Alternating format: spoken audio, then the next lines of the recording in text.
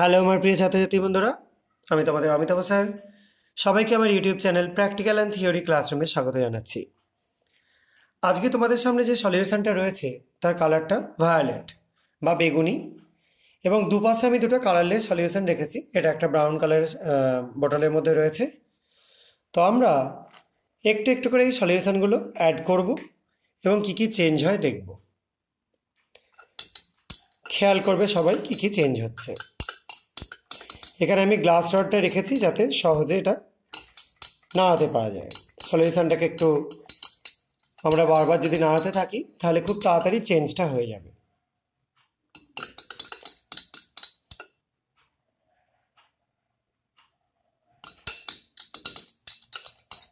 আশা করা যায় কালার চেঞ্জটা তোমরা দেখতে পাচ্ছ। আস্তে আস্তে কালারটা সবুজের দিকে এগোচ্ছে। এবার আরও একটু আমি মেটেরিয়াল অ্যাড করছি এবং অ্যাড করছি পুরো ড্রপ ওয়াইজ। তোমরা দেখতে পাচ্ছ একটা সামান্য ফ্যানারও ক্রিয়েট হচ্ছে, বাবলস তৈরি হচ্ছে কিছুটা। দেখো সলিউশনের কালারটা আরও চেঞ্জ হয়ে গেল।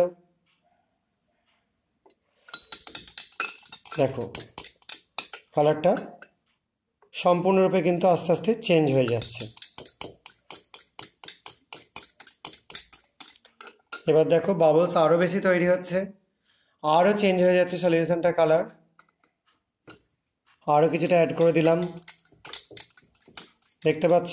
এবার সলিউশনটার কালার রেডের দিকে এগোচ্ছে। আরও কিছুটা অ্যাড করছি, দেখো সলিউশনটার কালার লালচে হয়ে গেল, রেডিশ হয়ে গেল। এবার অ্যাট এ গ্লান্স যদি আমরা সলিউশনটার কালার আবার চেঞ্জ করে দিতে চাই, এই পাশের কালারলেস সলিউশনটা আমি অ্যাড করে দেবো। এটা একটু বেশি করেই অ্যাড করে দিলাম, দেখতে পাচ্ছ কালারটা আবার মাঝখানে একটা জায়গায় চলে এলো। গ্রিনের মতো একটা কালার আরও কিছুটা অ্যাড করে দিলাম। দেখো এখনো পর্যন্ত সেই কালারটা যায়নি, আরও কিছুটা অ্যাড করছি। দেখো আবার আস্তে আস্তে কালারটা ডিসঅ্যাপিয়ার করে যাচ্ছে। আরও কিছুটা অ্যাড করে দিচ্ছি। দেখো কালারটা সেই আগের মতো ভায়োলেট কালারে চলে এলো। এটা যদিও বেশিক্ষণ স্টেবল করবে না, আস্তে আস্তে এটাও হয়তো ডিসঅ্যাপিয়ার করে যাবে। তো কি ঘটলো এবার একটু আলোচনা করি। প্রথমে আমরা একটা অ্যালকালাইন সলিউশন নিয়েছিলাম, যে সলিউশনটার মধ্যে দেওয়া ছিল ইউনিভার্সাল পিএইচ ইন্ডিকেটর। এটা নিয়ে তোমরা অনেক রিয়াকশান আমার ভিডিও যারা দেখো তারা দেখেছো। এবং পিএইচ ইন্ডিকেটর বিভিন্ন যে পিএইচ রেঞ্জগুলো শো করে সেটা দেখানোর জন্যই আজকে আমি এই ভিডিওটা করেছি। তোমরা দেখতে পেলে যত টাইম যাচ্ছে তত কিন্তু পিএইচ ইন্ডিকেটরটার জন্য সলিউশনটার কালার চেঞ্জ হচ্ছিল। কারণ আমরা এই যে ব্রাউন কালারের বোতলের মধ্যে আমরা একটা অ্যাসিড রেখেছিলাম, সেই অ্যাসিডটা এর মধ্যে অ্যাড করছিলাম, এবং যে কারণের জন্য আস্তে আস্তে এর কালারটা চেঞ্জ হচ্ছিল।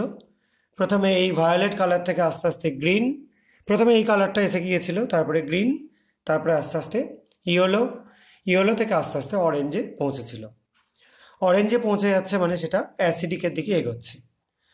আবার যখন ফার্দার আমরা এদিকে যে কালারলেস সলিউশনটা অ্যাড করলাম, এটা আবার সেই অ্যালকালাইন সলিউশন, এটা অ্যাড করার জন্য ধীরে ধীরে আবার নিউট্রাল পজিশনে এলো, গ্রিন হয়ে গেল, এবং তারপর আরও এক্সট্রা অ্যাড করাতে আস্তে আস্তে আবার এটা ভায়োলেটের দিকে এগোচ্ছে।